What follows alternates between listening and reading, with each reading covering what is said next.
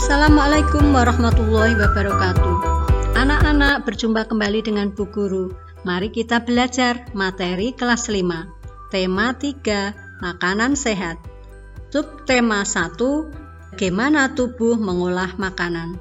Mari kita mulai pembelajaran 1. Tujuan pembelajarannya: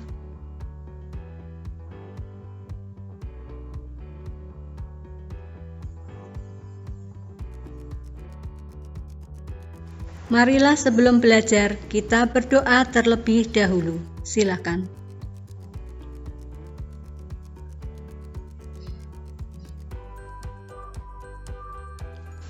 Anak-anak, coba kalian amati gambar berikut. Apakah kamu selalu makan makanan sehat seperti yang kamu lihat pada gambar?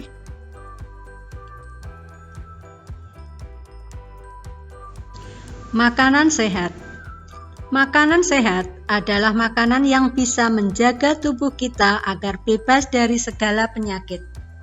Contoh makanan sehat yaitu makanan pokok, contohnya nasi merah, ubi, roti gandum. Lauk, contohnya telur, ayam, ikan, daging, susu, keju, dan lain-lain. Lauk nabati, kacang-kacangan, tempe, tahu. Sayur, wortel, brokoli, kembang kol, buncis, jagung, tomat, dan masih banyak lagi. Sedangkan buah bisa pepaya, semangka, jeruk, alpukat, buah naga, mangga, dan sebagainya. Apa kriteria makanan sehat? Kriteria makanan sehat yang pertama yaitu higienis, yaitu tidak mengandung kuman sebagai sumber penyakit. Yang kedua, bergizi, artinya mengandung karbohidrat, lemak, protein, mineral, dan vitamin yang cukup. Yang ketiga, berkecukupan memenuhi kebutuhan tubuh di usia dan kondisi tertentu. Sedangkan yang keempat, mudah dicerna. Yang kelima, tidak mengandung bahan pengawet atau pewarna buatan. Makanan sehat penting bagi tubuh kita. Oleh karena itu, banyak iklan yang dapat kita temui di tempat-tempat umum yang mengetengahkan tentang makanan sehat. Iklan memang dimaksudkan untuk mempromosikan sesuatu kepada para pembaca. Coba kamu amati iklan-iklan berikut dengan seksama.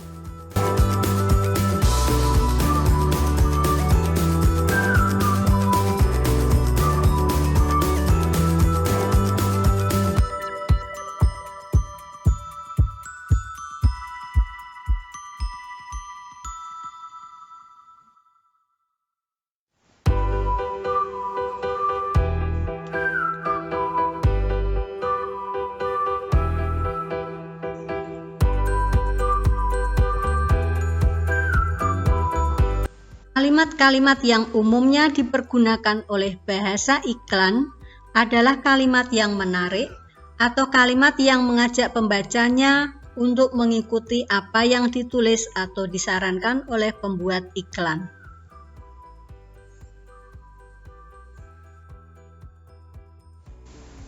Dalam iklan-iklan tadi, kita menemukan yang pertama yaitu menampilkan buah-buahan. Tulisan yang terlihat, makanan sehat dan bergizi, solusi untuk hidup sehat dan awet muda.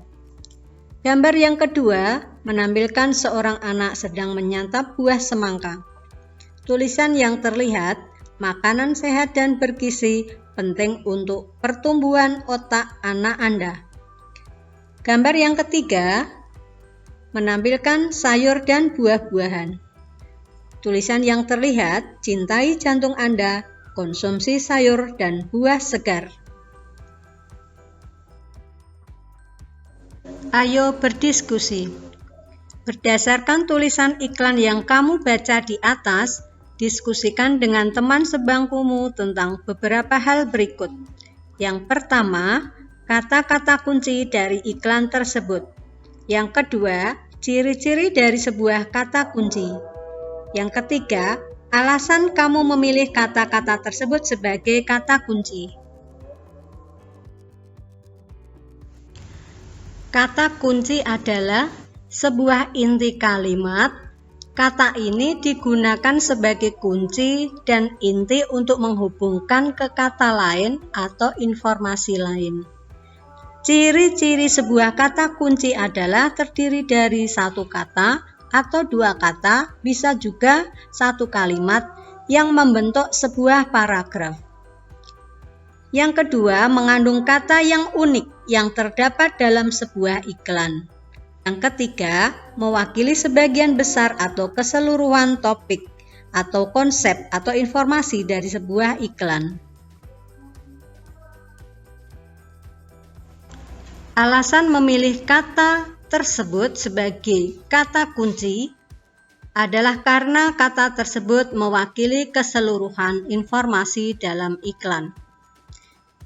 Akhirnya dapat kita simpulkan, kata kunci adalah satu kata atau dua kata yang dapat mewakili sebagian besar atau keseluruhan topik. Tadi sudah Bu Guru jelaskan apa itu kata kunci dan apa ciri-cirinya dan alasan kita memilih kata tersebut sebagai kata kunci. Nah, anak-anak, supaya lebih paham, anak-anak bisa membuat peta pikiran seperti berikut.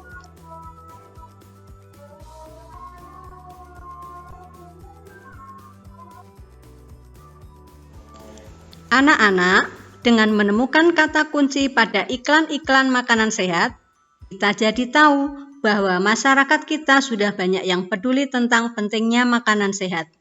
Ternyata, penyempurna makanan sehat adalah susu.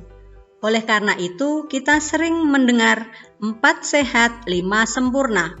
Sudahkah kalian minum susu untuk hari ini? Seperti kita ketahui, susu umumnya dihasilkan oleh sapi. Apa yang dimakan oleh sapi hingga dapat menghasilkan susu? Mari kita pelajari bersama. Untuk menghasilkan susu, jenis makanan apa yang biasa aku konsumsi? Bagaimana aku mencernanya?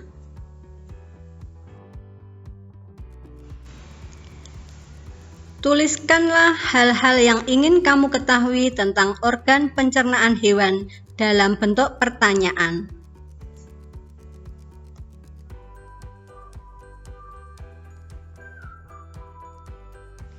Bagaimana sistem pencernaan makanan pada hewan ruminansia?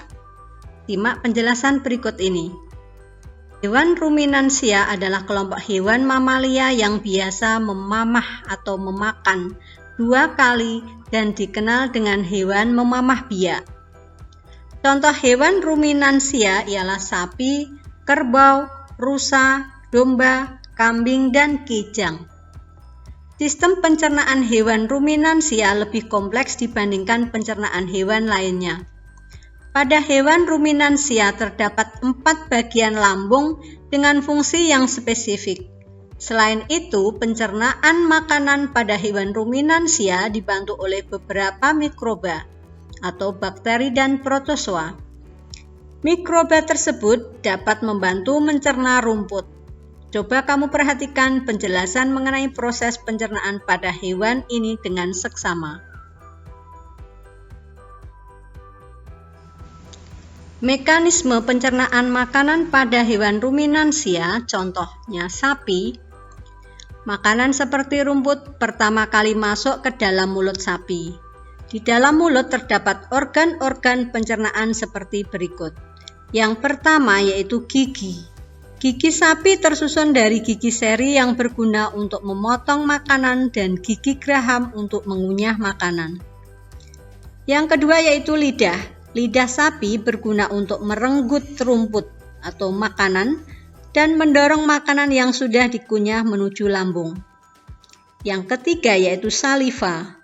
merupakan cairan atau enzim khusus yang dihasilkan oleh kelenjar khusus pada sapi yang kemudian disalurkan ke dalam rongga mulut. Saliva berperan dalam proses pencernaan kimiawi. Lambung sapi berbeda dengan lambung manusia. Ukurannya jauh lebih besar. Lambung sapi merupakan organ pencernaan yang sangat penting bagi sapi. Lambung sapi terdiri atas 4 bagian, yaitu rumen, retikulum, omasum, dan obamasum. Oleh karena itu, sapi dikatakan memiliki 4 perut.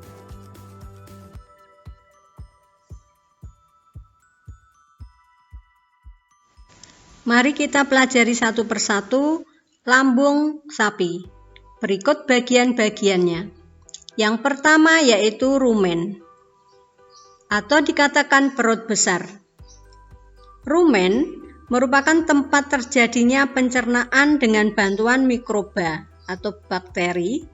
Di sini makanan dicerna hingga menjadi bubur dengan gerakan mengaduk yang dilakukan oleh dinding rumen.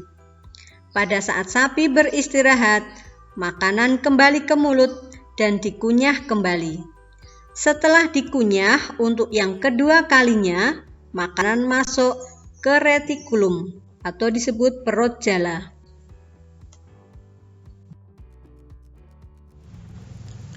Yang kedua yaitu retikulum atau perut jala. Di dalam retikulum, makanan kembali mengalami proses fermentasi dengan bantuan bakteri amrot dan protozoa.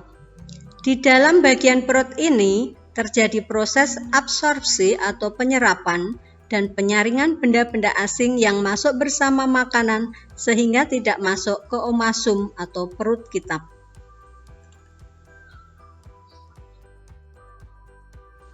Bagian yang ketiga yaitu omasum atau perut kitab. Di dalam omasum, makanan dicerna dengan bantuan enzim pencernaan. Selanjutnya makanan masuk ke abomasum.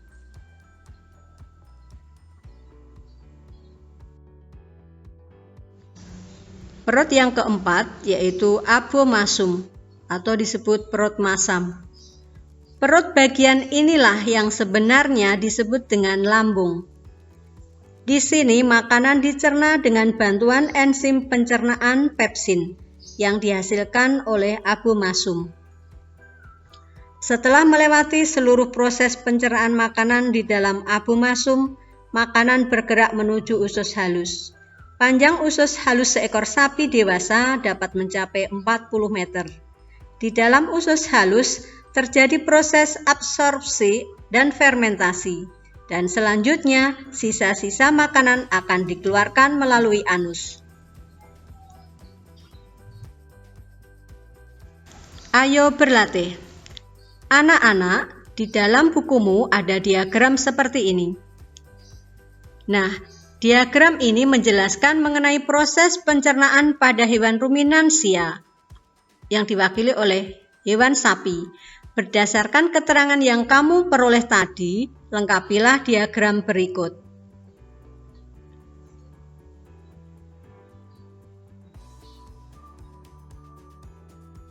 Ayo berkreasi. Anak-anak, gambarlah hewan sapi seperti ini pada kertas gambarmu. Buatlah gambar sebaik mungkin, kemudian lengkapi gambarmu dengan memberi nama setiap bagian organ pencernaan pada hewan sapi. Memberi tanda panah, gunakan warna merah untuk menggambarkan perjalanan makanan pada sistem pencernaan sapi. Warnai gambarmu sebaik dan semenarik mungkin. Jangan lupa untuk menuliskan namamu di sudut kanan atas. Alhamdulillah, selesai sudah pembelajaran kita hari ini. Semoga membawa manfaat. Bila ada kesalahan dan kekurangan, mohon dimaafkan. Bu Guru akhiri, wassalamualaikum warahmatullahi wabarakatuh.